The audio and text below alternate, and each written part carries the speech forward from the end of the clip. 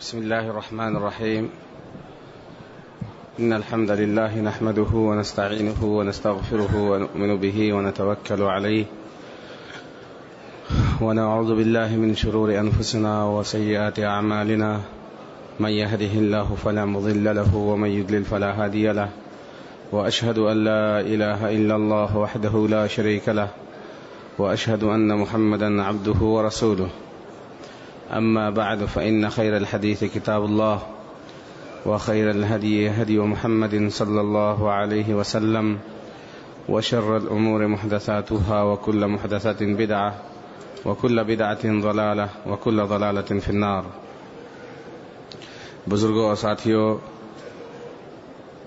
اللہ تبارک و تعالیٰ کی ہمارے اوپر بے شمار نعمتیں ہیں، اور ان نعمتوں میں سب سے عظیم نعمت دین اسلام ہے.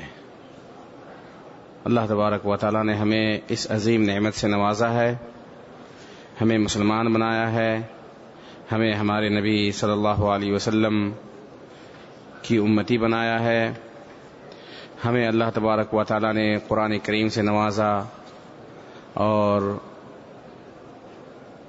صحیح احادیث، آپ صلی اللہ علیہ وسلم کے صحیح احادیث کا ذخیرہ ہمارے پاس موجود ہے.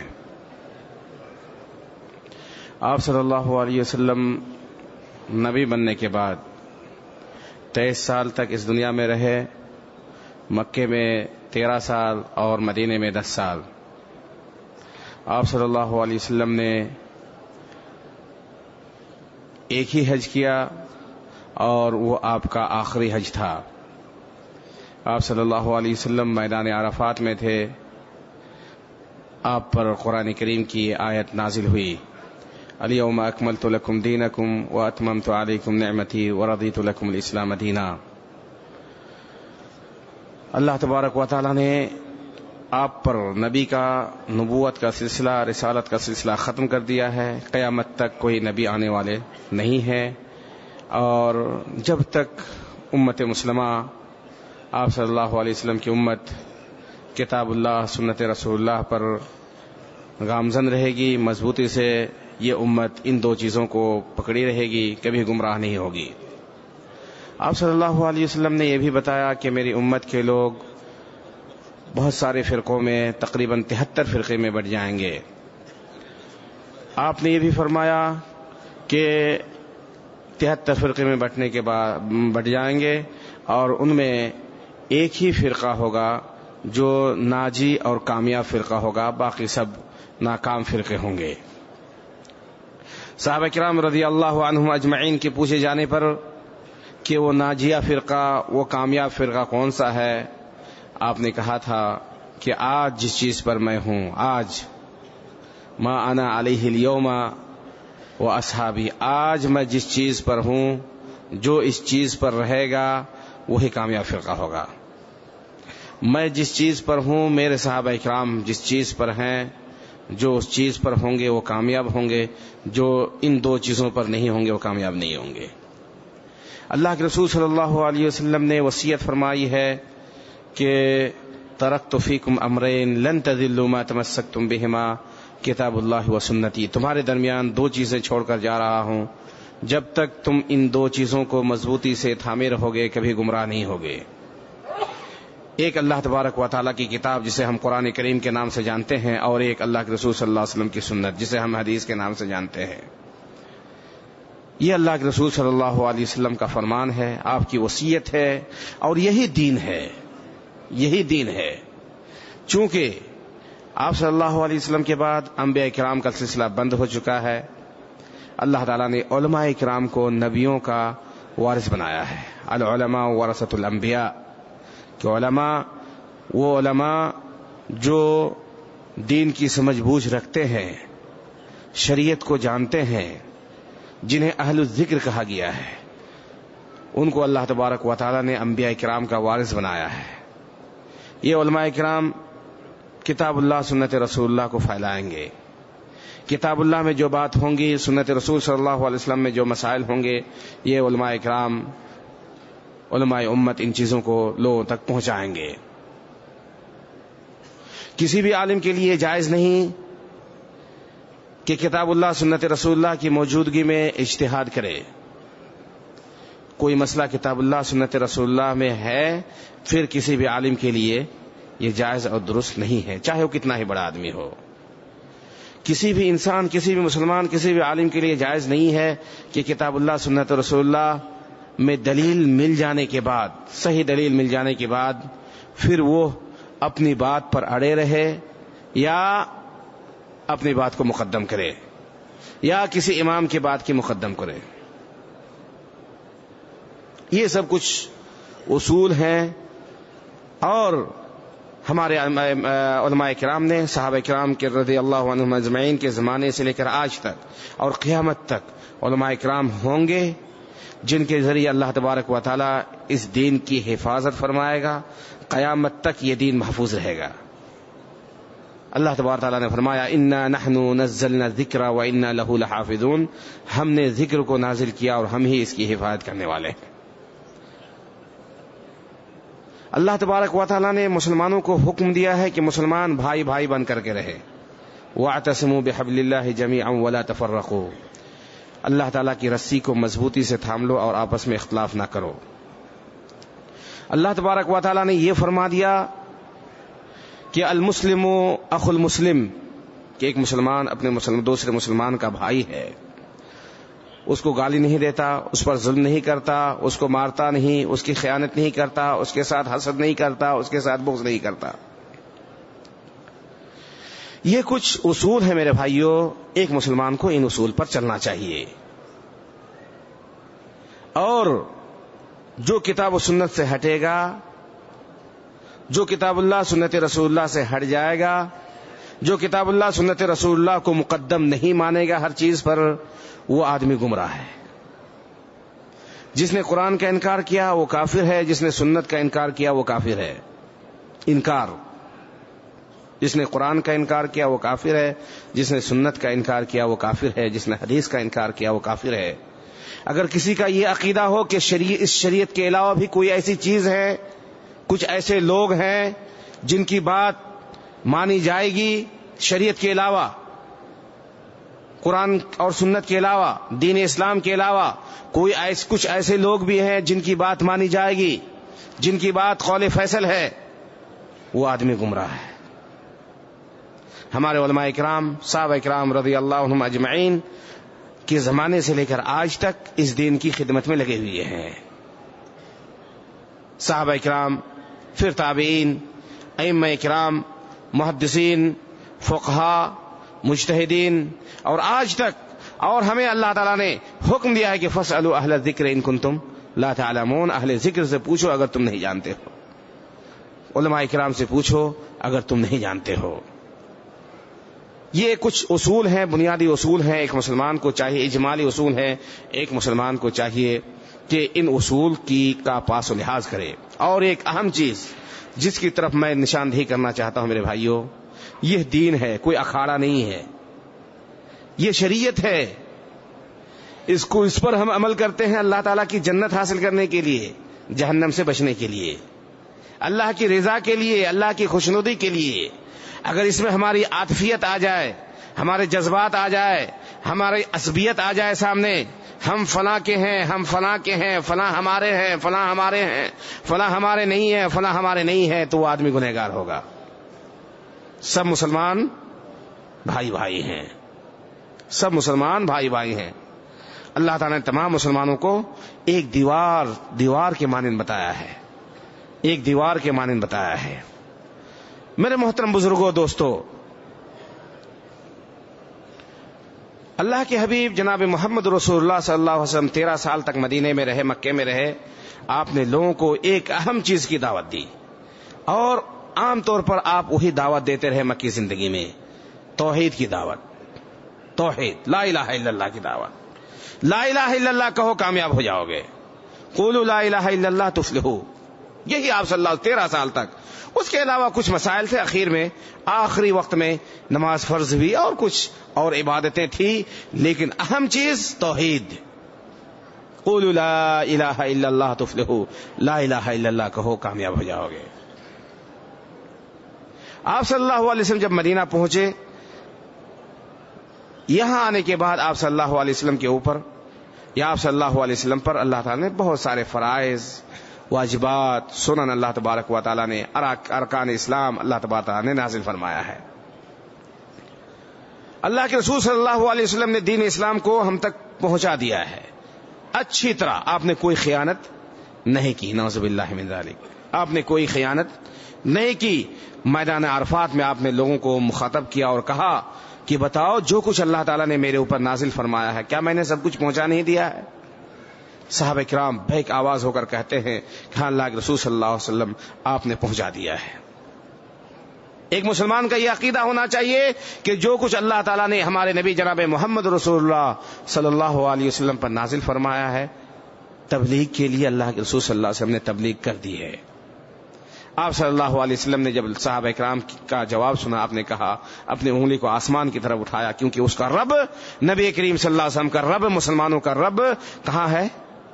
اوپر ہے۔ آپ نے اپنی انگلی کو اوپر کیا اور کہا اللہم فشہد، اللہم فشہد، اللہ تعالیٰ تو گواہ بن جا، جو کچھ ہم پر اللہ تعالیٰ نے تو نازل کیا ہے اللہ تعالیٰ ہم نے پہنچا دیا ہے۔ دین کامل ہے، مکمل ہے، ہر اعتبار سے دین کامل ہے۔ اگر کوئی مسلمان دین اسلام کو کامل نہیں سمجھتا ہے تو اس کے بارے میں انسان، ایک مسلمان شک کرے گا صحیح مسلمان ہے یا نہیں ہے۔ اگر کوئی یہ شک کرے کہ دین اس دین سے بھی کوئی اور اچھا دین ہے تو اس کے اسلام میں خطرہ ہے۔ اگر کوئی یہ شک کرے کہ یہ دین اسلام سے اچھا فلاں دین ہے، اس قانون سے اچھا فلاں قانون ہے، تو اس کے وہ علماء کرام بتاتے ہیں کہ وہ اسلام سے نکل جائے گا۔ اگر کسی کے دل میں یہ بات آئے کہ قرآن اور حدیث سے بھی بڑھ کر کوئی چیز ہے تو اس کے اسلام میں شک ہے، اس کے اسلام میں شک ہے۔ میرے بھائیوں، میرے دوستو، ائمہ کرام، علماء کرام، اہل الذکر، محدثین، فقہاء، انہی کے ذریعے اللہ تبارک و تعالیٰ نے دین کو مکمل کیا ہے، یہ دین کی حفاظت فرمائی ہے۔ انہی کے ذریعے اللہ تعالیٰ نے، آج اگر صحیح بخاری نہیں ہوتی، آج اگر صحیح مسلم، صحیح سنن ابی داؤد، ترمذی، حدیث کی یہ تمام کتابیں جن علماء کرام نے بھوکے پیاسے، امام بخاری رحمہ اللہ کوئی جب درس دیتے تھے پیسہ لیتے تھے؟ امام مسلم، امام ابو داؤد، ائمہ کرام، محدثین، فقہاء، بلکہ ان کے درس میں جو لوگ حاضر ہوتے تھے، باہر سے آتے تھے، ان کے کھانے پینے کا بندوبست وہی کرتے تھے۔ ان لوگوں کی محنت سے، کوشش سے آپ غور کریں میرے بھائیوں۔ بکری کے چرواہے آپ صلی اللہ علیہ وسلم کے زمانے میں 2 آدمی بکری چرانے جاتے تھے اور کہتے تھے اپنے ساتھی سے، چلو بھائی تمہاری بکری آج میں دیکھتا ہوں، جاؤ تم رسول اللہ صلی اللہ علیہ وسلم کیا فرماتے ہیں سن کر آؤ، مجھے بتا دینا، کل میں جاؤں گا، تم میری بکریاں چرانا، دیکھ ریکھ کرنا، میں جاؤں گا سنت رسول صلی اللہ علیہ وسلم کے بارے میں سیکھوں گا، آپ سے سنوں گا اور تم کو بتا دوں گا۔ اس محنت سے کچھ لوگوں نے اپنی زندگی کو وقف کر دی۔ حضرت ابو طلحہ انصاری رضی اللہ عنہ نے کس کو آپ صلی اللہ علیہ وسلم کے لیے وقف کیا تھا؟ حضرت انس بن مالک رضی اللہ عنہ کو۔ حضرت انس بن مالک رضی اللہ عنہ کو بہت ذہین آدمی تھے، تیز آدمی تھے۔ ابو طلحہ انصاری اپنے بیٹے کو لاتے ہیں اور کہتے ہیں کہ اللہ کے رسول صلی اللہ علیہ وسلم، یہ لڑکا بہت تیز ہے، تیز ترا لڑکا ہے، عقل مند ہے، ہاں آپ کی خدمت میں اس کو چھوڑتا ہوں۔ 10 سال انہوں نے اللہ کے رسول صلی اللہ علیہ وسلم کی خدمت کی۔ وہ چھوٹے چھوٹے بچے آپ صلی اللہ علیہ وسلم کے پیچھے پیچھے رہتے تھے۔ کبھی آپ صلی اللہ علیہ وسلم کے گھر میں آ کر، رشتہ داری ہے، گھر میں آ کر سو جاتے ہیں۔ کیا کرتے ہیں آپ صلی اللہ علیہ وسلم رات میں دیکھیں گے اور امت کو بیان کریں گے، بتائیں گے کہ آپ صلی اللہ علیہ وسلم اس طرح قیام اللیل کرتے تھے۔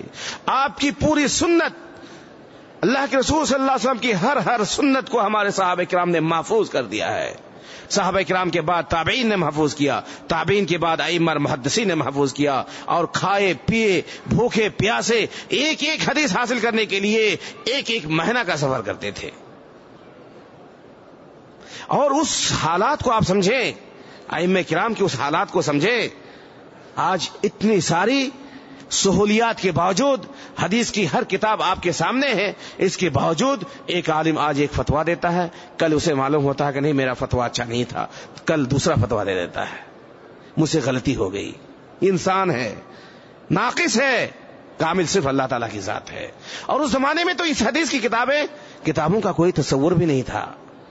کچھ لوگوں نے لکھی بھی ہے حدیث کی کتابیں، تو کوئی مغرب میں لکھ رہا ہے، کوئی مصر میں لکھ رہا ہے، کوئی کوفہ میں ہے، کوئی بصرہ میں ہے. اس وقت 10 کلومیٹر کو ایک ملک سمجھا جاتا تھا، قبیلے کو ایک خاندان کو ایک ملک سمجھا جاتا تھا. جانے آنے میں پریشانی، سہولیات کی کمی. ایسے وقت میں بھی ہمارے علماء کرام، ائمہ کرام نے محنت کی، دین کی خدمت کی ہے. لیکن میرے بھائیو، واللہ العظیم، اگر ایک صحیح مسلمان ہے، اگر اس نے اشہد ان لا الہ الا اللہ واشہد ان محمد رسول اللہ کا اقرار کیا ہے زبان سے، دل سے اس کی تصدیق کی ہے، اور دل میں اس کی یہ بات ہے کہ میں اس کے مطابق عمل کروں گا، تو کتاب اللہ سنت رسول اللہ کو چھوڑ کر کہیں نہیں جائے گا وہ. ہاں، علماء کرام کے پاس جائیں گے اسی کتاب اللہ کو سننے کے لیے، سمجھنے کے لیے، اسی سنت رسول اللہ صلی اللہ علیہ وسلم کو سمجھنے کے لیے، انہی احادیث کو سمجھنے کے لیے. میرے محترم بھائیو دوستو، ہم کوئی عمل کر رہے ہیں، اگر ہمارا عمل کتاب اللہ سنت رسول اللہ کے خلاف ہے اور ہمیں معلوم بھی ہے لیکن ہم چھوڑ نہیں رہے ہیں، تو ہمارے اسلام میں شک ہے.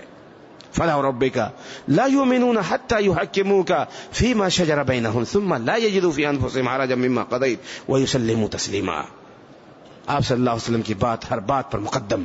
صحابہ کرام آپ صلی اللہ علیہ وسلم کی ہر بات پر عمل کرنے کے لیے، آپ کی اتباع کرنے کے لیے، آپ کے قول کو، آپ کے فعل کو، آپ کے عمل کو، ہر عمل پر، ہر قول پر مقدم کرنے کے لیے بیتاب رہتے تھے.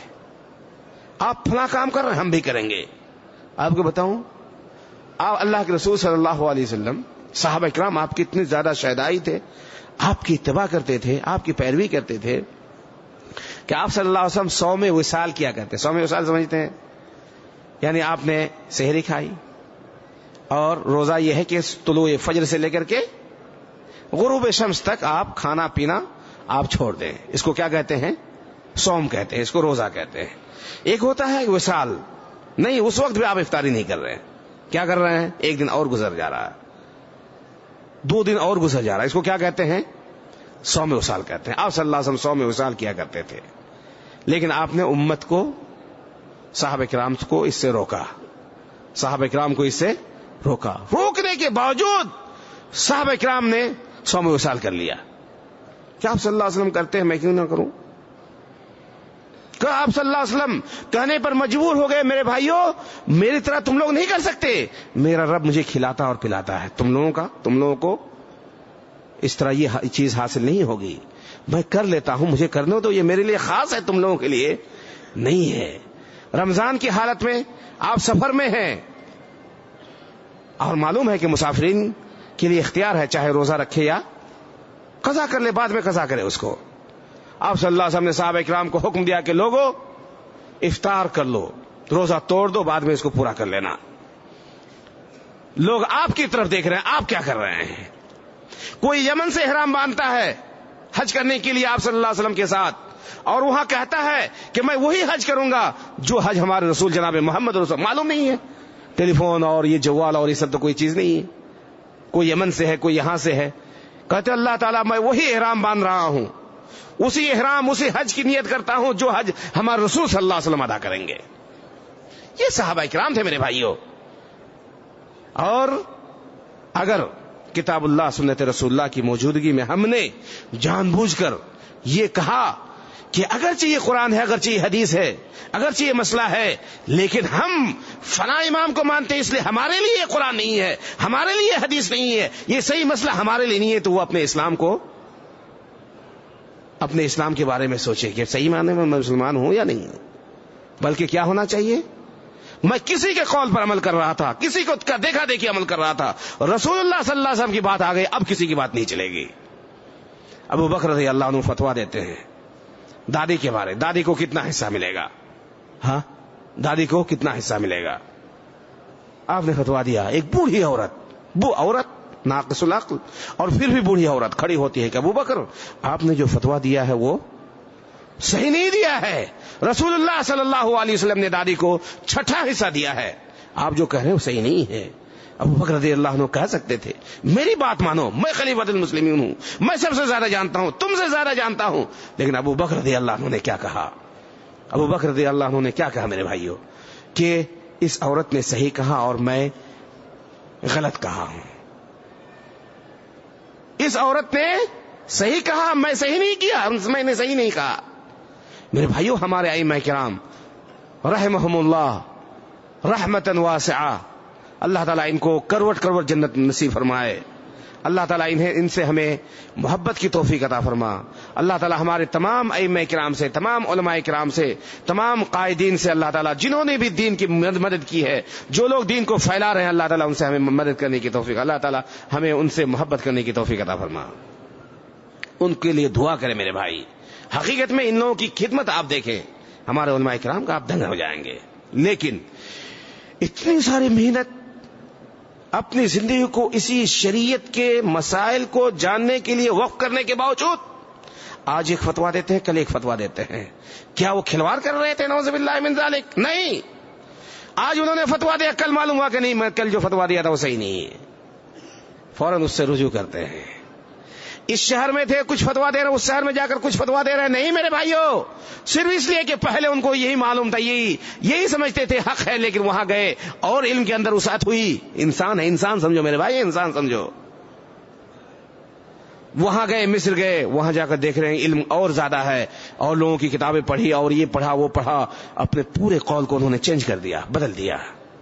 اور تمام ائمہ کرام نے ہم سے یہی کہا، کسی نے نہیں کہا کہ میری ہر بات کو مان لینا، میری ہر بات حرف اخیر ہے، یہ کسی نے نہیں کہا، بلکہ سبوں نے یہی کہا کہ میری بات اگر کتاب اللہ سنت رسول اللہ کے مطابق ہوگی تو لے لینا، اگر نہیں ہوگی تو دیوار پہ اس کو مار دینا.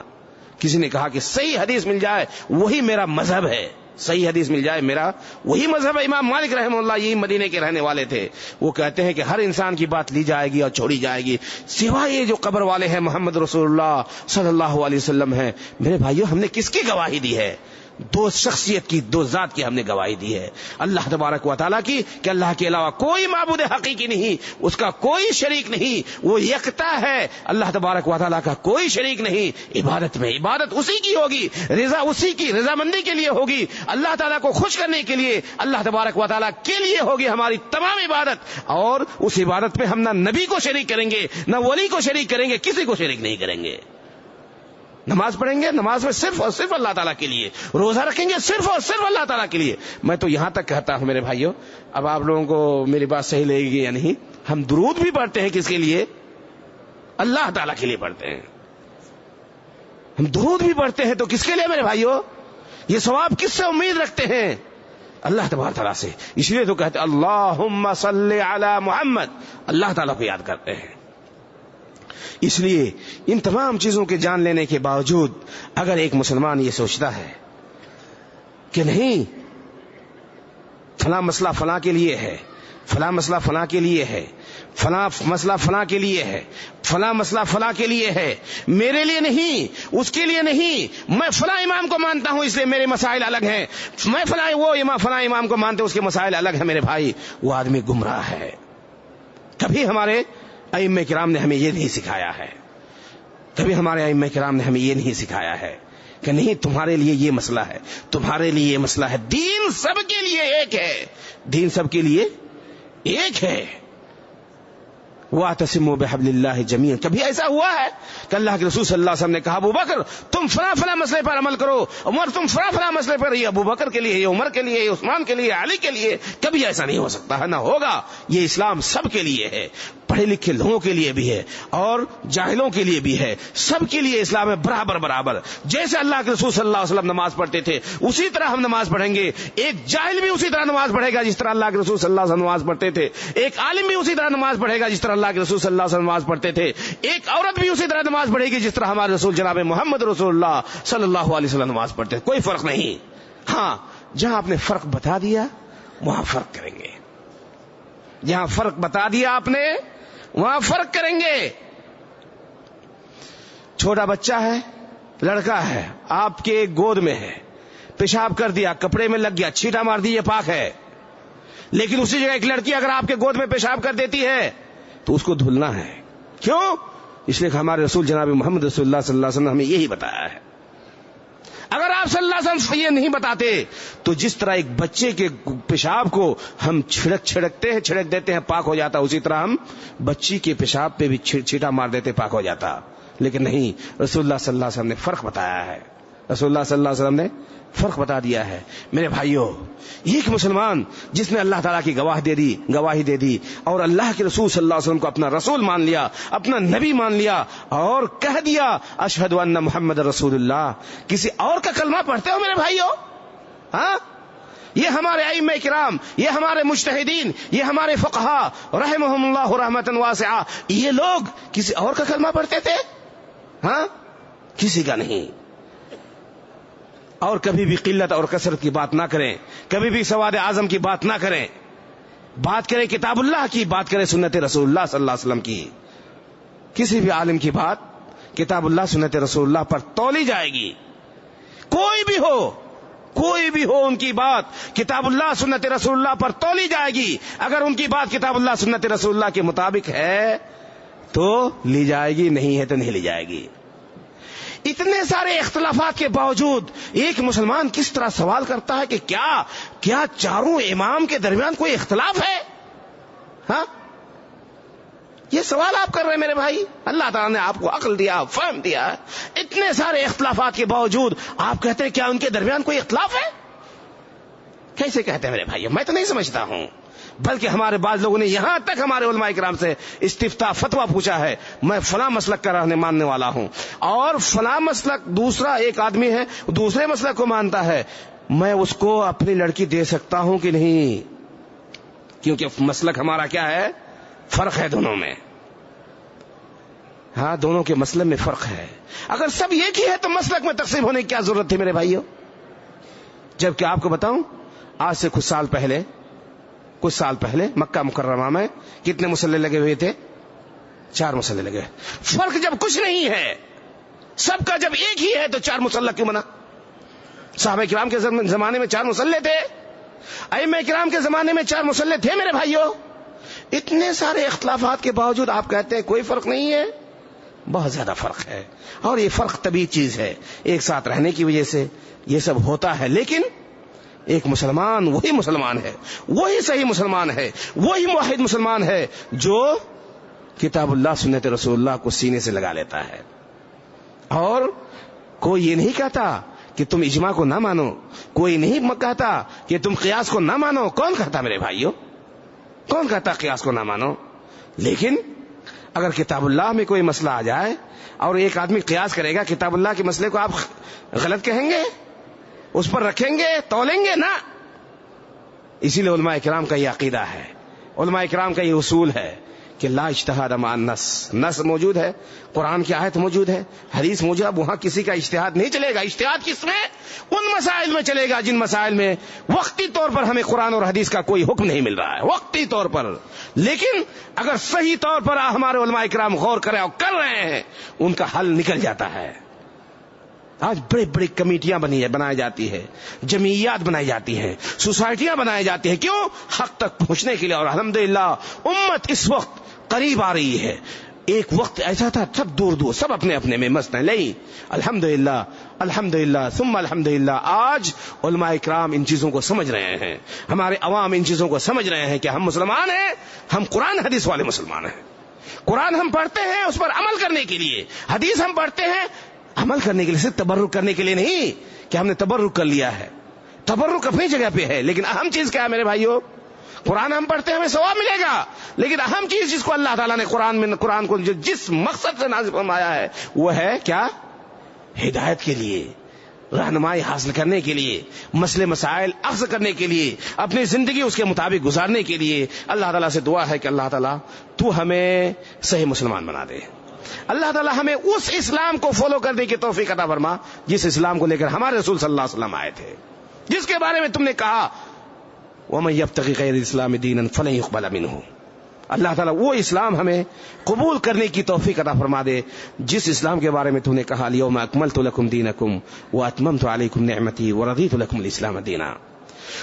وہ چیز اسلام نہیں ہے، وہ قول اسلام میں سے نہیں ہے جس قول کا تعلق قرآن سے نہ ہو، حدیث سے نہ ہو، وہ کبھی اسلام نہیں ہو سکتا ہے.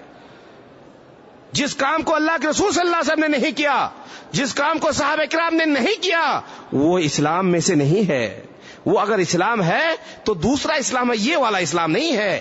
جس کے بارے میں اللہ تعالیٰ نے فرما لیا یوم اکملت لکم دینکم واتممت علیکم نعمتی، جس کے بارے میں ہمارے رسول صلی اللہ علیہ وسلم نے فرمایا بنی الاسلام علی خمس شہادت ان لا الہ الا اللہ وان محمد رسول اللہ واقام الصلاۃ وایتاء الزکاۃ وصوم رمضان وحج البیت من استطاع الیہ، جس اسلام کے بارے میں ہمارے رسول صلی اللہ علیہ وسلم نے یہ فرمایا ہے وہ ان اسلام سے ان چیزوں کا کوئی تعلق نہیں ہے جن چیزوں کا ہم نے ایجاد کیا ہے، جس کو ہم نے ایجاد کیا ہے اس اسلام سے کوئی تعلق نہیں۔ اللہ تعالی ہمیں صحیح فہم عطا فرما، اللہ تعالیٰ تو ہمیں صحیح سمجھ عطا فرما، اللہ تعالیٰ تو ہمیں بھائی بھائی بنا دے، اللہ تبارک تعالیٰ تو ہمیں کتاب اللہ سنت رسول اللہ کو مضبوطی سے تھامنے کی توفیق عطا فرما۔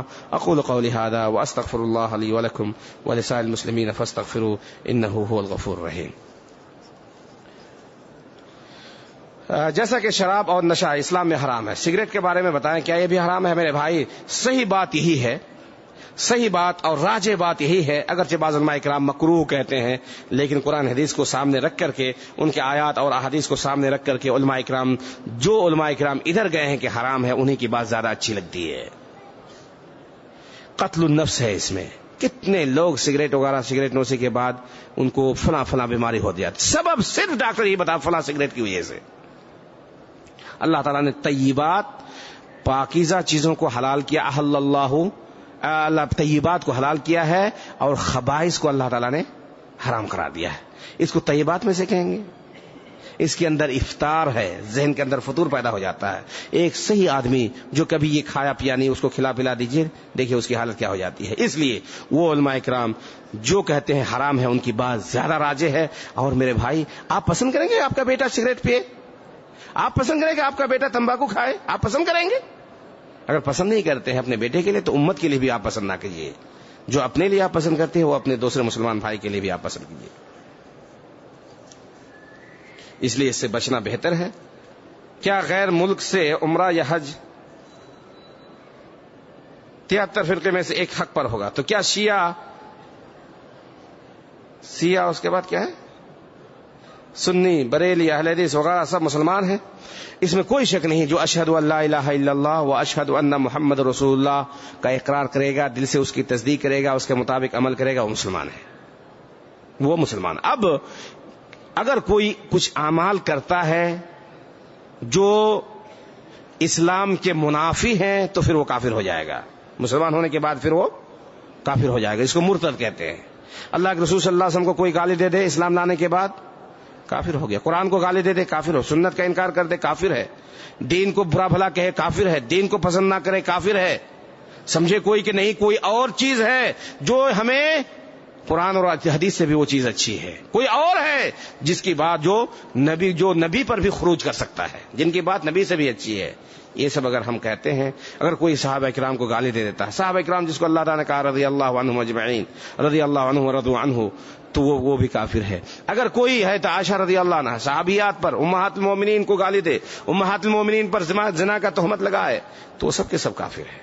لیکن اگر کسی نے اشہد ان لا الہ الا اللہ واشہد ان محمد رسول اللہ دل سے پڑھا ہے، تصدیق کیا، اب اس کے اندر کچھ مخالفات ہے، خرابیاں ہیں، حتیٰ کہ شرک بھی ہے اگر اس کے اندر، تو وہ ہمارا مسلمان بھائی ہے۔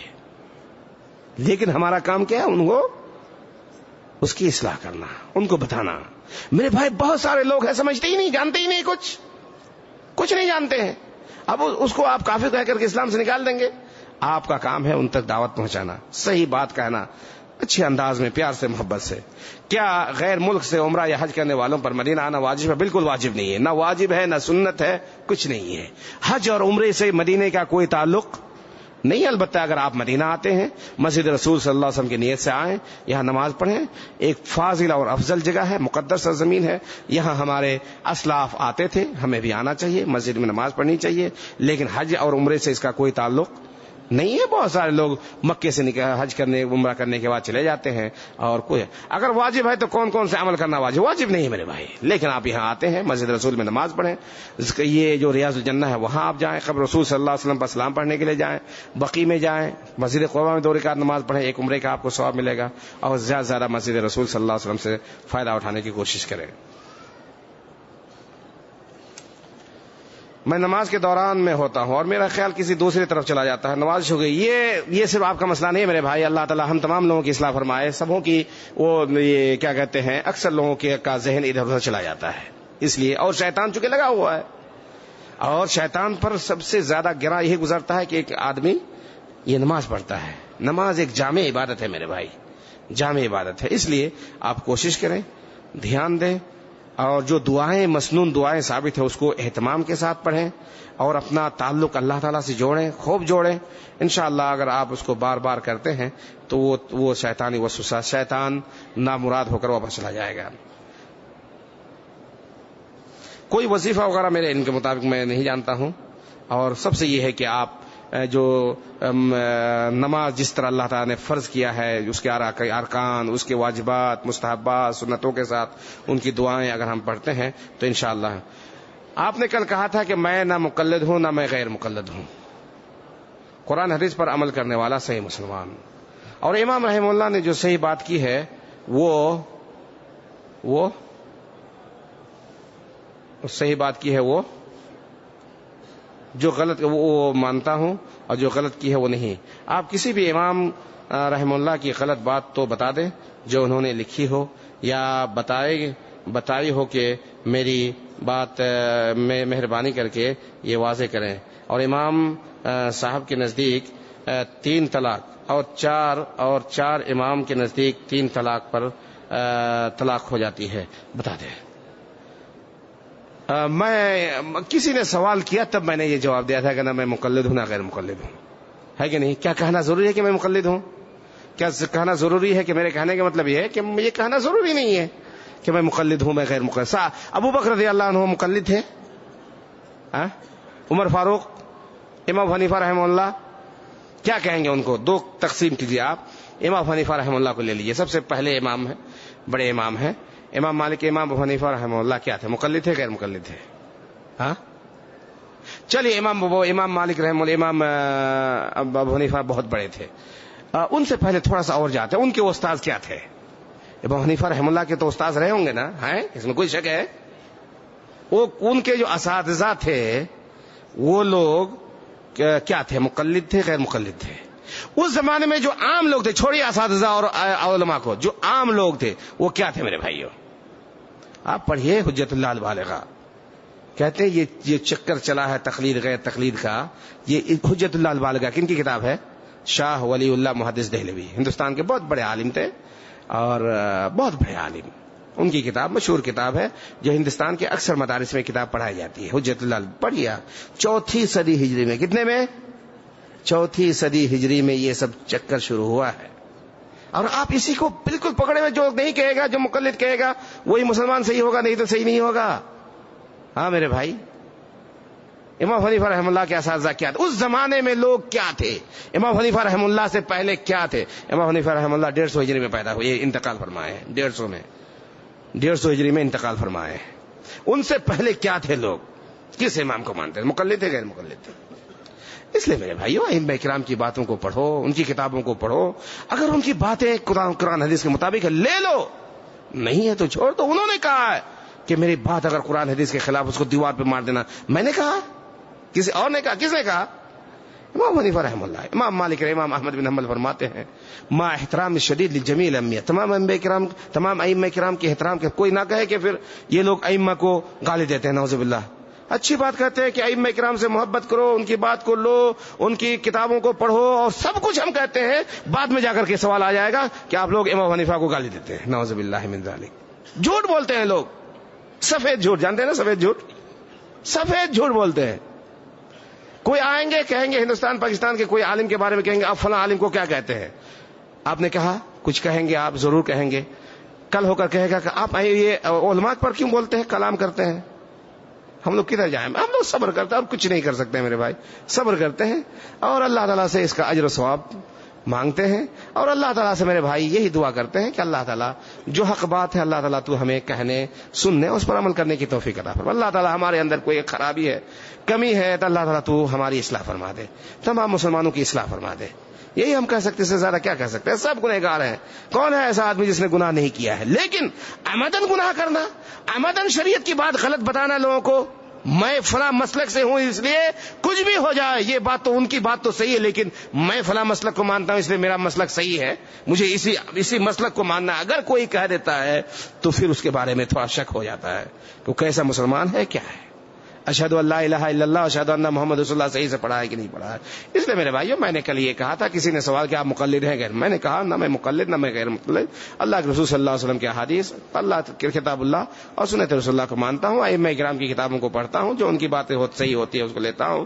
میرے بھائی امام بخاری رحمہ اللہ کی بات بھی اگر کہیں غلط ہو جائے تو اس کو لوگ نہیں مانتے ہیں، علماء کرام نہیں مانتے ہیں۔ امام بخاری جیسے آدمی کی بات بعض علماء کرام نے اچھے ویسے نہیں ایرو گیرو والے نہیں، بعض علماء کرام نے امام بخاری کی بعض احادیث پر کلام کیا ہے، ایرو گیرو والے نہیں، ہاں بڑے بڑے علماء کرام، دیندار علماء کرام نے۔ آج تو ہم اس حدیث کے بارے میں کہیں گے کہ صحیح نہیں ہے جو ہمارے مسلک کے خلاف چلے جائے، یا ہم جس پر عمل کر رہے ہیں اس کا نہیں، وہ بات نہیں ہے۔ میں علماء کرام کی جو معتبر علماء کرام ہیں ان کی بات کرتے ہیں۔ میرے موبائل فون پر فلپائن سے کسی نے بیلنس بھیجا ہے، مجھے اس کا فون نمبر بھی معلوم نہیں، میں اس کی رقم کیسے واپس کر سکتا ہوں؟ کیسے کریں گے؟ آپ خواب وغیرہ تو دیکھتے ہی ہوں گے، ہاں خواب دیکھ لیں گے آپ لوگ، کچھ لوگ ہوتے ہیں خواب دیکھ لیتے ہیں کہ نہیں؟ اب آگے آپ کیا کریں گے میرے بھائی؟ لا یکلف اللہ نفسا الا وسعها، آپ کی طاقت کے باہر ہے، آپ استعمال کر لیجئے، لیکن یاد رکھیے کہ میں نے یہ بیلنس میں نے خرچ کیا ہے، کہیں سے آپ کو سراغ لگ جائے بعد میں بھی کہ فلاں نے میرے پاس بھیجا تھا، آپ اس کو دے دیجیے، ہے کہ نہیں؟ لا یکلف، دین یہ دین واسع دین ہے، لا یکلف اللہ نفسا الا وسعها، جتنا میں نہیں کر سکتا اتنا کیا کروں؟ اب نہیں ہے تو معلوم نہیں تو ہم کیا کر سکتے ہیں میرے بھائی؟ مقلد اور غیر مقلد میں فرق بتا دیں۔ مقلد اور غیر مقلد میں فرق یہ ہے میرے بھائیوں، ہم لوگ تو ان چیزوں کو جانتے بھی نہیں ہیں، جو لوگ فرق بتاتے ہیں وہ کہتے ہیں 4 امام میں سے کسی ایک امام کو ماننا واجب اور ضروری ہے، جو 4 امام میں سے کسی ایک امام کو مانے گا وہ مقلد ہو گیا، جو 4 امام میں سے کسی ایک معین امام کو نہیں مانے گا وہ کافر، وہ مقلد نہیں ہے، یہ کہتے ہیں۔ واللہ تعالی عالم کہاں تک صحیح ہے کہاں تک غلط ہے، کہتے وہ مقلد ہے، اس لیے کتابوں میں آپ آئیں گے فلاں مقلد ہے فلاں غیر مقلد ہے، فلاں مقلد ہے فلاں غیر۔ لیکن میرے بھائیوں، انسان کو چاہے کہ کتاب اللہ سنت رسول اللہ کو سینے سے لگا لے اور اس سے آگے بڑھنے کی کوشش نہ کرے، اور مسلمانوں کو چاہے کہ متحد ہو جائے کتاب اللہ سنت رسول اللہ پر۔ میرے بھائیوں، جب سب کہتے ہو کہ کتاب اللہ سنت رسول اللہ پر ہم عمل کرتے ہیں تو 4 الگ الگ گروہ میں جماعت میں کیوں بیٹھے ہوئے ہو؟ ایک مثال میں دیتا ہوں، حالانکہ اس کی کوئی اہمیت نہیں، میں اس کو بہت زیادہ اہم نہیں سمجھتا ہوں۔ آج آپ مسجد نبوی میں آئے ہوں گے، یہاں حج عمرے کے لیے آئے ہوں گے، کچھ لوگ ہاتھ چھوڑ کے نماز پڑھتے ہیں۔ وہ تو ہمارے یہاں لڑائی یہ ہوتی تھی کہ ناف کے نیچے باندھے یا سینے پہ باندھے، اسی میں اختلاف چل۔ یہاں اگر آپ ایک اور چیز دیکھیں گے، کچھ لوگ ہاتھ چھوڑ کر ہی نماز پڑھتے ہیں، ہے کہ نہیں؟ دیکھتے ہوں گے کہ نہیں؟ اچھا، آپ یہ کہہ سکتے ہیں کہ اللہ کے رسول صلی اللہ علیہ وسلم کبھی ہاتھ باندھتے تھے کبھی نہیں باندھتے تھے، کہہ سکتے ہیں؟ نہیں کہہ سکتے ہیں۔ کہ کیوں؟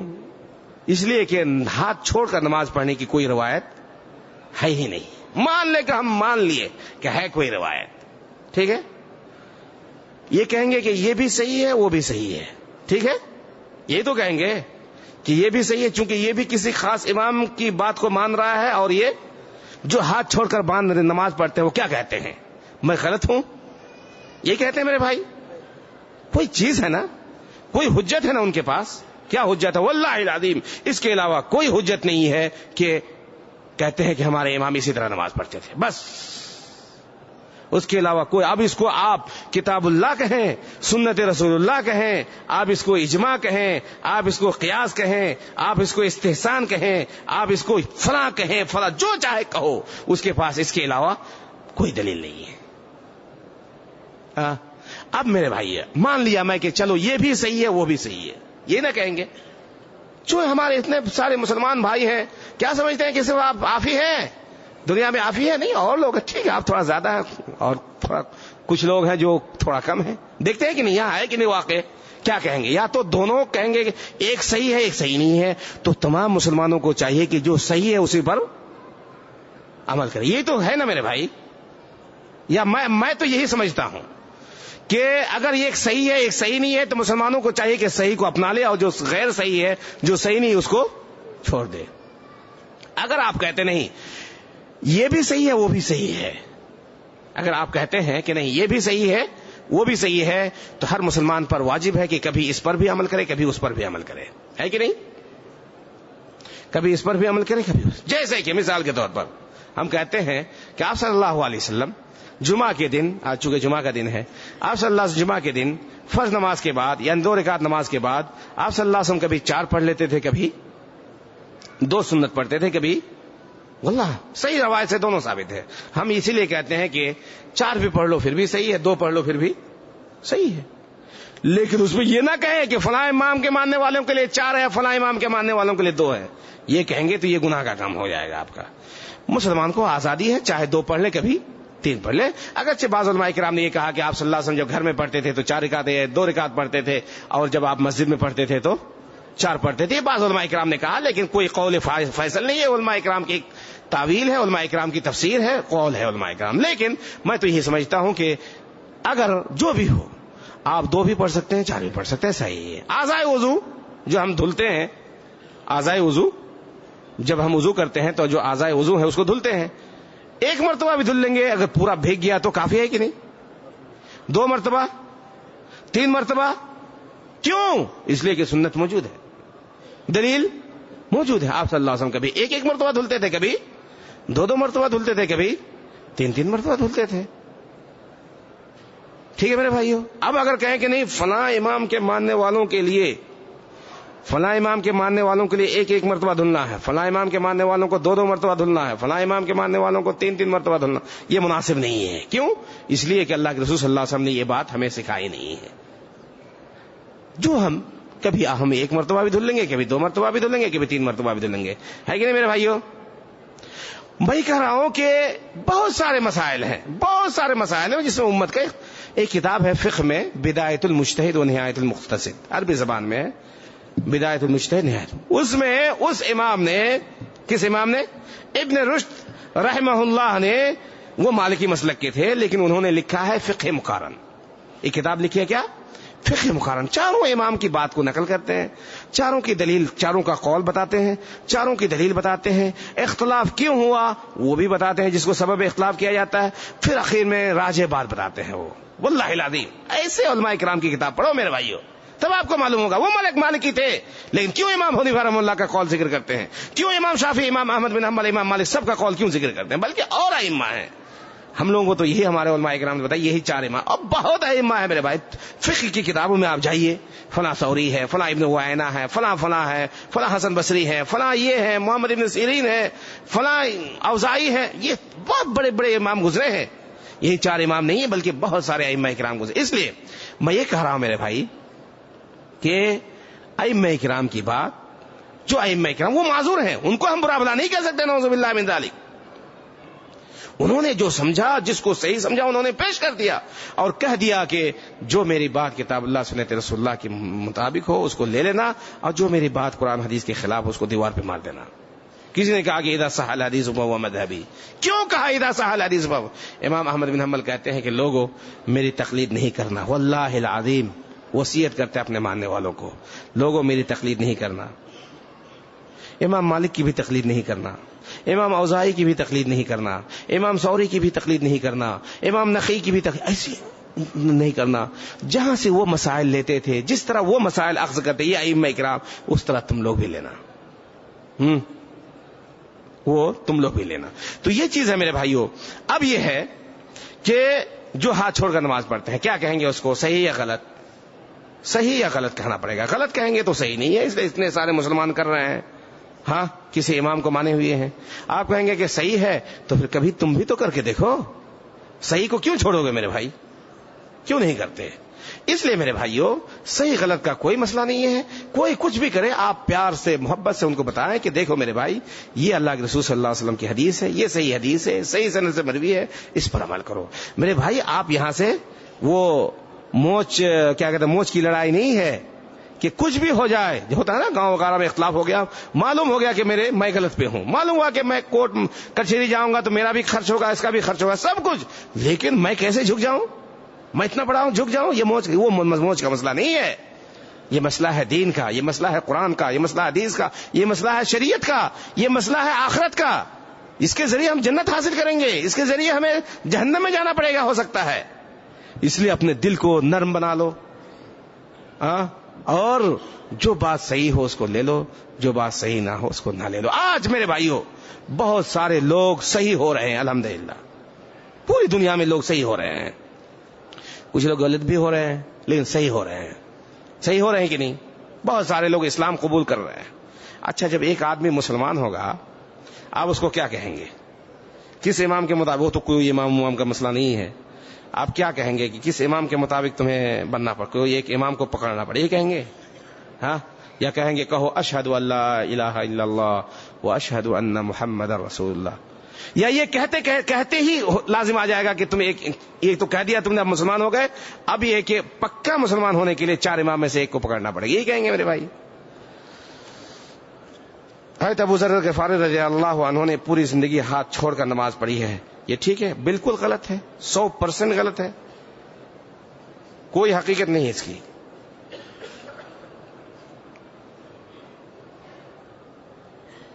جہاز میں نماز کے بارے میں بتا دیں کہ کس طرح پڑھیں. اس کے اندر نماز پڑھنے کی جگہ نہیں ہوتی ہے، طریقہ واضح کر دیں. دیکھیں میرے بھائی، اگر آپ جہاز میں ہیں اور آپ اپنے جو آپ کی منزل ہے وہاں پہنچ جائیں گے، اور وہاں پہنچنے کے بعد آپ 2 نماز کو قصر کر سکتے ہیں، تو آپ وہاں پہنچنے کے بعد اچھا ہے کہ وہاں پہنچنے کے بعد آپ کیا کریں؟ نماز پڑھ لیں. لیکن بہت سارے فلائٹ ہوتی ہیں جہاں پہ جگہ ہوتی ہے، یہ سعودی فلائٹ میں جگہ ہوتی ہے. آپ وضو بنا لیں، اگر باوضو ہیں تو کوئی بات نہیں ہے تو آپ وضو بنا لیں، وہاں پہ پانی وغیرہ ہوتا ہے، آپ وضو بنا لیں، نماز پڑھ لیں. اگر کوئی سہولیت نہیں ہے تو آپ وہاں پہنچنے کے بعد، منزل مقصود پہ پہنچنے کے بعد، آپ جو نماز آپ کی چھٹی ہوئی اس کی قضا کر لیں. جیسے کہ آپ عصر کے وقت، فجر کے وقت آپ یہاں سے جا رہے ہیں، نماز پڑھ کر کے آپ نکل جائیں، لیکن وقت سے پہلے نماز نہیں پڑھ سکتے ہیں، الا کہ آپ سفر میں ہوں گے تبھی جا کر کے 2 نماز کو جمع کر سکتے ہیں. نہیں تو مان لیجئے میں یہاں سے 2 بجے رات چل رہا ہوں گھر سے اور فجر کی نماز پڑھ لوں، نہ، فجر کی نماز اسی وقت آپ پڑھیں گے جب وقت آئے گا، بغیر وقت کی نماز فرض نہیں ہوتی ہے. اس لیے آپ وہاں پہ، اور ہم لوگ جاتے ہیں سعودی فلائٹ سے، وہاں پہ جگہ ہوتی ہے. باقی دوسری ایئر لائنس کے بارے میں مجھے معلوم نہیں ہے، اور انشاءاللہ نماز پڑھنے والے کچھ جگہ تو ہوتی ہے، کہیں بھی آپ اپنی چادر بچھا کر کے، مصلی بچھا کے، کچھ بچھا کر کے آپ نماز پڑھ لیں. ہاں، اگر اذان دے سکتے ہیں 2 4 5 10 آدمی ہیں، اذان دے سکتے ہیں، سب سے اچھا ہے. قبلہ معلوم ہوتا ہے میرے بھائی، اب وہ سب سوال ہی نہیں کرنا ہے. قبلہ آپ کو معلوم ہوتا ہے کدھر ہمارا قبلہ ہے، کدھر ہم جا رہے ہیں. ہمارے جو ہندوستان پاکستان کے لوگ جب واپس ہوں گے تو قبلہ کیا ہوگا؟ جدھر آپ کی جہاز جائے گی اس کے مخالف میں قبلہ ہے. جب آتے وقت آپ ادھر ہی منہ کر کے نماز پڑھیں گے، اور وہاں لکھا رہتا ہے سب کچھ، آپ کے اسکرین پہ سب کچھ آتا رہتا ہے، اتنا اہم چیز نہیں ہے. حضرت آپ لوگ سعودی ممالک میں بادشاہی نظام کے بارے میں کیا رائے رکھتے ہیں؟ کیا یہ نظام اسلام کے نظام خلافت سے متضاد ہے؟ بالکل متضاد نہیں ہے، بالکل متضاد نہیں ہے میرے بھائیوں. پڑھیے پہلے آپ. اور ہمارے یہاں کے جمہوریت سے 1000 گنا، لاکھ گنا، کروڑ گنا، کتنا کہیں آپ، سب سے اچھا ہے. ہاں، امام اور ملوکیت، بادشاہت کو آپ برا بھلا نہ کہیں میرے بھائی. امام مالک، امام امیر معاویہ رحم اللہ کیا تھے؟ خلیفہ بھی تھے، ملک بھی تھے. ان سے بڑھ کر چلے جائیے اوپر، سلیمان علیہ السلام کے پاس چلے جائیے، نبی کیا تھے؟ نبی بھی تھے، ملک بھی تھے، بادشاہ بھی تھے. داؤد علیہ السلام، سلیمان علیہ السلام، یہ لوگ کیا ہوتے تھے؟ ملک بھی ہوتے تھے اور نبی بھی ہوتے تھے. خود ہمارے نبی صلی اللہ علیہ وسلم پر بھی پیش کیا گیا تھا کہ آپ نبی بننا چاہتے ہیں، عبد النبی، یا نبی اور شہنشاہ ملک بن کر کے رہنا چاہتے ہیں؟ اللہ کے رسول صلی اللہ علیہ وسلم نے اسی کو اختیار کیا تھا، لیکن پیش کیا گیا. اگر غلط چیز ہوتی تو آپ صلی اللہ علیہ وسلم پر پیش نہیں کیا. میرے بھائیو، آپ دیکھیں، واقعے کو دیکھیں، دنیا کو دیکھیں، آپ ذہن کو دوڑائیے، کہاں زیادہ سکون ہے، کہاں امن ہے. ایک آدمی ہونا چاہیے، کوئی کسی سے بڑا نہیں ہوتا ہے. ایک نظام کو چلانے کے لیے، ایک ملک کو چلانے کے لیے، ایک جمعیت کو چلانے کے لیے، ایک سوسائٹی چلانے کے لیے ایک آدمی ہوتا ہے، لیکن وہ اس سے افضل نہیں ہو سکتا کہ وہ فلاں سے افضل ہے، ایسی کوئی بات نہیں ہے. چلانے کے لیے ایسا ہوتا ہے ہر زمانے میں، ہر مذہب میں، ہر. اس لیے یہاں جو نظام ہے یہ غلط نہیں ہے، ملوکیت کوئی غلط چیز نہیں ہے. شریعت اگر آپ اس سے بھی اچھا کر سکتے ہیں تو آپ کر سکتے ہیں، لیکن ہمارے یہاں جو ہوتا ہے وہ تو بالکل ہی خلاف ہے. اس کا تو ثبوت ملتا ہے قرآن اور حدیث میں، اس کا تو ذرہ برابر بھی ثبوت نہیں ملتا ہے. ایک عورت کا وہی حق، ایک پاگل کا وہی حق، ایک فلاں کا وہی حق، ایک اس کا وہی حق. اسلام کے اندر جو اصل چیز ہے میرے بھائی وہ یہ ہے کہ اہل الحل والعقد، جو اچھے لوگ ہوں، دیندار لوگ ہوں، پڑھے لکھے لوگ ہوں، اہل الحل والعقد کہتے ہیں وہ لوگ امام یا اپنا خلیفہ یا اپنا حاکم وقت چن لے. ممکن ہے اس زمانے میں؟ ممکن نہیں ہے. تو یہاں جو ہو رہا ہے یہ سب سے زیادہ کتاب و سنت کے قریب ہے، اور اللہ تعالیٰ سے ہم دعا کرتے ہیں. اور واللہ العظیم یہ صرف یہ نہیں کہ میں یہاں پہ ہوں اس لیے، نعوذ باللہ من ذالک، اللہ تعالیٰ دیکھ رہا ہے. میں آپ کو اپنا علم بتا رہا ہوں، شریعت کا علم بتا رہا ہوں. سب سے زیادہ قرآن اور حدیث سے سب سے صحیح اور سب سے قریبی طریقہ خلیفہ چننے کا یا یہاں جو ہو رہا سب سے قریب ہے. میرے بھائی ایک انسان کو کیا چاہیے؟ سکون چاہیے، اطمینان چاہیے، کھانا چاہیے، ہاں، اور یہ تمام چیزیں یہاں پہ موجود ہے. وہ لوگ جھوٹ بولتے ہیں جو کہتے ہیں یہاں کے لوگ عیاش ہیں. واللہ ہم سے کہیں اچھے ہیں یہاں کے بادشاہ، ہم سے کہیں اچھا ہے یہاں کے عمرہ. لیکن کچھ لوگ غلط ہوں گے، 2-4%، 1%، اس کی کوئی اہمیت ہے؟ اس کی کوئی اہمیت ہے؟ پوری دنیا میں دین کی خدمت یہ لوگ کر رہے ہیں میرے بھائی. آپ کیا سمجھتے ہیں؟ پوری دنیا میں آپ چلے جائیں، فلاں جگہ، فلاں ملک آپ دیکھیں گے، حتیٰ کہ چین کے راجدھانی میں جہاں ایک مسلمان سر نہیں اٹھا سکتا ہے، وہاں جا کر کے یہاں کے بادشاہوں نے، یہاں کے حکام نے، یہاں کے خلیفوں نے، یہاں کے بادشاہوں نے جا کر اس جگہ جا کر کے اسلامی سینٹر قائم کیا ہے. ایسی جگہ یونیورسٹی بنائے تو آپ دنگ رہ جائیں گے. کیا ضرورت ہے ان لوگوں کو؟ صرف مسلمانوں کے لیے، اپنے بھائیوں کے لیے. تو کچھ غلطی اگر ہو، کچھ اخطاء ہو، کچھ مجبوریاں ہو، اپنی جگہ ہے، لیکن صحیح. اب یہ کہ اگر ہم اندھے بن جائیں تو ہم جانیں یہ کریں. اصل کچھ نہیں. یہاں جو لوگ اس کو اتنا لمبا ہے میرے بھائی کیا کہیں. میں پچھلے 30 سال سے یہاں سرکاری ملازم ہوں، اور میرے ساتھ امریکی، برطانوی، انڈین اور سعودی کام کرتے ہیں. زیادہ تر غیر ملکی، عیسائی یا ہندوس. اگر کوئی غیر ملکی مجھے خالی کیا ہے انا عبد الرزاق ہے کہ کربلا کیا ہے میرے بھائی، کہہ دیجئے، اتنا لمبا چوڑا ہے. کون ہے؟ تھوڑا مختصر انداز میں بیان کر دیجئے اس کو. آپ کا ہے؟ کس کا ہے یہ؟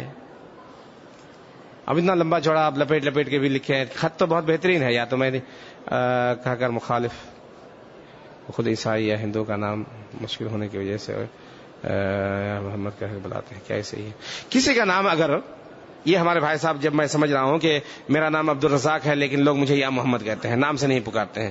غلط ہے، میرے نام سے پکارنا چاہیے. اگر جو کرتا ہے آپ کو نام سے نہیں پکارتا ہے، اللہ عالم کیوں نہیں پکارتے ہیں. تو یہاں پہ ایک عام رواج ہے کہ جس کا نام معلوم نہیں ہو پاتا اس کو یا محمد کہتے ہیں، یا محمد کہتے ہیں. کیا کہتے ہیں؟ یا محمد کہتے ہیں. جو یہ بھی صحیح نہیں ہے. یہاں کے علماء کرام نے مہم چلا کر رکھی ہے، یہاں کے لوگوں نے مہم چلائی. جس کو تم نہیں جانتے اس کو یا محمد کیوں کہتے ہو؟ مجہول آدمی کو یا محمد کیوں کہتے؟ اس کو یا عبداللہ کہو، اے اللہ کے بندے کہو. کیا اگر غیر مسلم بھی ہے پھر بھی اللہ کا بندہ ہے وہ، تو یا عبد الرزاق کی جگہ یا محمد کہیں تو یہ مناسب نہیں ہے. سوال نمبر 1، کل آپ نے پاک پتن میں بہشتی دروازے کے سوال پر کہ یہ سب شرک ہے. جی یہ ہمارے بھائی صاحب تھوڑا لمبا لکھے ہوئے ہیں. پہلے جو انہوں نے لکھا ہے اب سمجھ میں آ رہا ہے کہ ان کا نام عبد الرزاق ہے لیکن لوگ اس کو رزاق پکارتے ہیں. اچھا نہیں، عبد الرزاق پکارنا چاہیے. رزاق اللہ تعالیٰ کا نام ہے. لیکن اگر کوئی رزاق کہہ دیا آپ کو اور اس سے مراد یہ لے رہا ہے کہ فنا آدمی ہے، اور وہ اللہ تعالیٰ الرزاق نہیں کہا، الرزاق اللہ تعالیٰ کا نام ہے. لیکن اگر رزاق کہتا ہے اور اس سے مراد تمیز کے لیے ہے کہ یہ فنا رزاق ہے، اس کا نام ہے، تو انشاءاللہ کوئی حرج نہیں. لیکن اچھا اور افضل یہ ہے کہ اس کو عبد الرزاق کہا جائے. اسی طرح کہتے ہیں کچھ غیر مسلم ہوتے ہیں، جیسے ہندو ہوتے ہیں، عیسائی ہوتے ہیں، ان کا نام چونکہ مشکل ہوتا ہے تو یہاں کے لوگ یا محمد کہتے ہیں. صحیح نہیں ہے میرے بھائی. غیر مسلم کو یا محمد کہنا ایک دم ہی غلط ہے، اور کسی بھی عام آدمی کو بھی یا محمد نہیں کہنا. اگر آپ کو معلوم نہیں ہے تو آپ یا عبداللہ کہیں، یا عبداللہ کہیں، اللہ کے بندے کہیں آپ. کل دوسرا جو سوال ہے بہت لمبا چوڑا لکھے ہیں، درد بھرے انداز میں ہمارے بھائی صاحب نے لکھا ہے. کل کسی نے پوچھا تھا بہشتی دروازے کے بارے میں. ہاں پاکستان میں کوئی بہشتی دروازہ ہے، اس کے بارے میں نے کہا تھا کہ شریعت میں اس کا کوئی ثبوت نہیں ہے اور یہ سب ایسی چیزیں. میں نے کہا تھا کہ کیسے وہاں پہ جنت کا دروازہ ہو جائے گا جب اسلام ہی بہت بعد میں پہنچا ہے. تو یہ کہہ رہے ہیں ہمارے بھائی صاحب کہ ہندوستان میں، پاکستان میں اور اس ایریا میں سب سے زیادہ مسلمان ہیں، اس میں کوئی شک نہیں ہے کہ سب سے زیادہ انڈونیشیا وغیرہ میں ہے. کہہ رہے بعد میں پہنچا تو کیوں سب سے زیادہ ہو گیا؟ کیوں ہوا میرے بھائی؟ اللہ تعالیٰ کا فضل ہے، یہ اللہ تعالیٰ کا فضل ہے. کہتے ہیں کہ ان ہمارے جو بڑے بڑے لوگ تھے، اولیاء فلاں فلاں فلاں، تو ان لوگوں کو دیکھ کر کے ان لوگوں نے دین کو پھیلایا. الحمدللہ انہوں نے اگر دین کو پھیلایا، اللہ تعالیٰ ان کو اس کا اجر دے گا لا شک. ہاں اگر کسی کے ہاتھ سے کوئی ایک آدمی مسلمان ہو جاتا ہے تو اس کے یعنی سرخ اونٹ سے بھی، اللہ کے رسول صلی اللہ علیہ وسلم فرمایا سرخ اونٹ سے بھی زیادہ پسند ہے، زیادہ یہ کیا کہتے ہیں افضل ہے. تو اگر بہت سارے لوگ مسلمان ہوئے الحمدللہ، لیکن جو کہا جاتا فلاں کو دیکھ کر کے لوگ مسلمان ہو جاتے ہیں، غلط ہے. 100% اس کو نوٹ کر لیے، سب غلط ہے. اور ہمارے یہاں حقیقت میں اس علاقے میں اگر دعوت کا کام صحیح طور پر ہوتا تو آج اس کا حال ہی کچھ اور ہوتا. اگر ہمارے یہاں 800 سال تک مسلمانوں نے حکومت کی ہے، اگر صحیح طور پر قرآن حدیث کو فالو کر کے صحیح اسلام کی دعوت دیتے تو آج اس ایریے کی حالت ہی الگ ہوتی. لیکن میرے بھائیوں، کوئی کسی کے ہاتھ سے مان لیجئے سب مسلمان ہو گئے، دیکھ کر ہی مسلمان ہو جاتے تھے، ٹھیک ہے. اب کہتے ہیں کہ ان کی عقیدت کا اظہار کرنے کے لیے کسی نے باب الجنہ بنایا، اس کے مزاروں پہ جاتے ہیں، ٹھیک ہے. اظہار کرنے کا یہی طریقہ ہے. ہاں فلاں کی سے عقیدت کا اظہار کرنے کا یہی طریقہ ہے کہ وہاں جا کر جانور ذبح کرو، وہاں جا کر چادر چڑھاؤ، وہاں جا کر کے آپ اس کو حج کا ثواب کا درجہ دے دو. یہ بالکل کبھی نہیں ہو سکتا ہے. کوئی کتنا ہی بڑا ہو جائے وہ اس کی عبادت نہیں ہوگی اور اس کے لیے کچھ کیا نہیں جائے گا. آپ اس کے لیے دعا کرو مغفرت کی، بخشش کی. اور آپ کو معلوم ہے یہاں پہ ایک عالم پیدا ہوئے ہیں، بہت بڑے عالم، اور ان کے وجہ سے، ان کی محنت سے، کوشش سے، اللہ تعالیٰ کے فضل کے بعد کافی لوگ ہدایت پائے ہیں.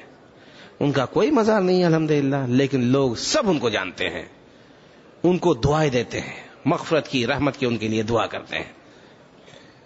اور یہ لوگ جو اگر کیے ہیں، اگر ان صحیح معنی میں ان سے مسلمان ہوئے ہیں تو ان کے لیے دعا کرو میرے بھائی، مغفرت کی، بخشش کی دعا کرو. لیکن یہ کہ اس کے لیے آپ رکوع کریں، اس کے لیے سجدہ کریں، اس کے یہاں جا کر دروازہ بنا دیں جنت کا، جھک جھک کر کے آپ سلام کریں، لیٹ لیٹ کر کے، لڑک لڑک کر کے ان کے قبر کے پاس جائیے. ہاں ایک ہم لوگ یہاں پہ بقی میں پہلے ہوتے تھے، ایک بیچ میں ایک قبر آپ جا کر دیکھیں گے، اس کو کہتے ہیں عثمان غنی رضی اللہ عنہ کی قبر ہے.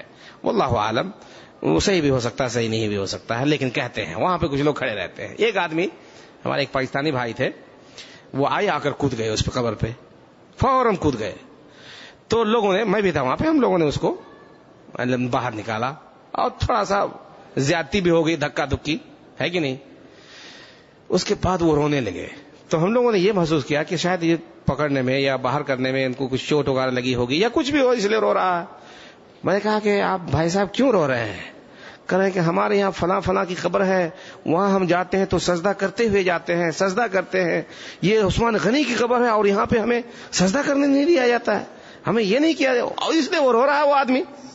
ہاں تو یہ چیز ہے میرے بھائی. عثمان غنی رضی اللہ عنہ، حضرت علی رضی اللہ عنہ کی قبر آپ نے دیکھی ہے؟ کتنے لوگ دیکھے؟ 1% لوگ بھی نہیں دیکھے ہوں گے، لیکن ان کا مقام نہیں ہے دل میں. ہاں صحابہ کرام کا مقام دل میں نہیں ہے؟ الحمدللہ ہے. ان کی روایت پڑھتے ہیں، ان کے احادیث پڑھتے ہیں.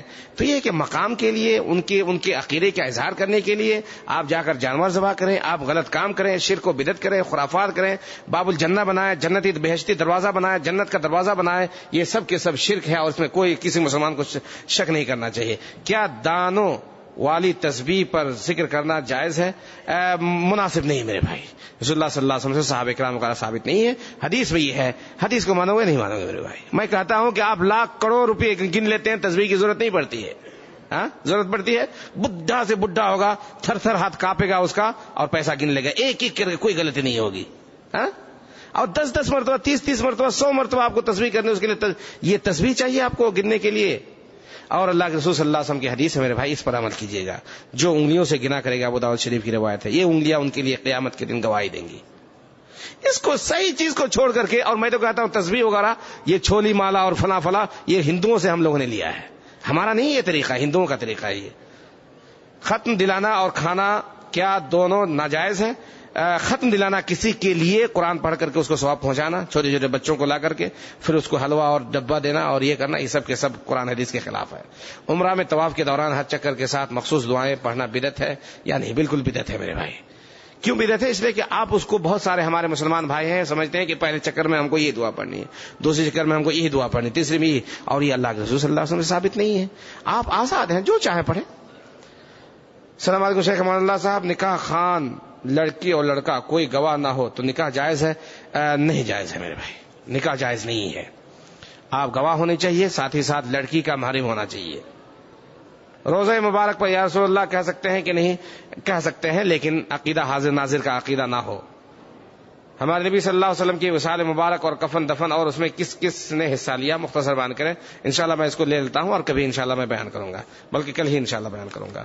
بلکہ یہ کہ مختصر آپ صلی اللہ علیہ وسلم کا انتقال ہوا، آپ کو نہلانے میں کچھ لوگ شریک تھے، اس میں حضرت اسامہ اور دوسرے لوگ، حضرت عباس رضی اللہ عنہ کے 2 لڑکے تھے، خود حضرت عباس تھے، حضرت علی رضی اللہ عنہ تھے، یہ لوگ کفنانے میں رہے، کچھ لوگوں نے قبر کھودی، کچھ لوگوں نے کفنایا، اور تمام مسلمانوں نے نماز جنازہ پڑھی تنہا اور پھر آپ کو دفنایا ہے۔ اگر کوئی فیصلہ شریعت سے کروانا چاہے اور پھر کوئی مفتی فیصلہ کر دے پھر بھی ایک فرد نہ مانے تو ان کے بارے میں کیا گناہ ہے؟ بالکل گناہ ہے۔ اگر صحیح فیصلہ ہوا ہے، قرآن حدیث کا فیصلہ ہوا، اس کو نہیں مانتا ہے تو گنہگار ہوگا۔ رفع دین کرنا ضروری ہے، سنت رسول ہے۔ کیا ہے؟ سنت رسول ہے۔ اور کیا اس کے نہ کرنے سے انسان مسلمان نہیں رہتا؟ کیوں؟ کرنے والے مسلمان نہیں ہوتے؟ ہاں میرے بھائی، سنت رسول ہے، آپ صلی اللہ علیہ وسلم کرتے تھے، آپ بھی کرو۔ مسجد نبوی جہاں پر لکھا ہوا ہے کہ امام کے آگے نماز نہ پڑھو، لیکن آپ جو لوگ آگے پڑھتے ہیں اچھا نہیں ہے، لیکن کچھ لوگ جان بوجھ کے یعنی غلطی سے پڑھ لیتے ہیں، ان کو سمجھ میں نہیں آتا، خاص کر کے عورتیں وغیرہ ہوتی ہیں اور صف لگ گیا، لوگ سمجھ نہیں پاتے ان چیزوں کو۔ اگر جان بوجھ کر کے وہ کرتے ہیں تو نماز صحیح نہیں ہے، لیکن اگر وہ جان بوجھ کر کے نہیں بلکہ غلطی سے پڑھ لیتے ہیں انشاءاللہ نماز صحیح ہو جائے گی۔ کیا 4 اماموں میں سے ایک کا مقلد ہونا ضروری ہے؟ بالکل ضروری نہیں، نہ اللہ کے رسول صلی اللہ علیہ وسلم نے فرمایا، نہ اللہ تعالیٰ نے فرمایا، ضروری نہیں۔ البتہ ان کی احترام کریں، ان کی عزت کریں، ان کی کتابوں کو پڑھیں اور ان کی بات جو صحیح ہو قرآن حدیث کے مطابق اس کو لے لیجیے، جو صحیح نہ ہو اس کو نہ لیں، کیونکہ برصغیر میں ہمیں علماء مقلد ہونا ضروری سمجھتے ہیں، غلط ہے میرے بھائی۔ مسواک کی فضیلت فرمایا، آپ صلی اللہ علیہ وسلم مسواک کرتے تھے، جمعہ کے دن مسواک کرنا چاہیے، آپ صلی اللہ علیہ وسلم قیام اللیل کے لیے اٹھتے تھے، مسواک کرتے تھے۔ آپ نے مسواک کی فضیلت بیان فرمائی کہ اگر میری امت پر یہ مشکل کام نہیں ہوتا تو میں کہتا کہ ہر نماز کے ساتھ مسواک کرو۔ اور ساتھ ہی اللہ کے رسول صلی اللہ علیہ وسلم نے فرمایا کہ میں نے تم لوگوں کو مسواک کے بارے میں بہت کچھ بتایا ہے۔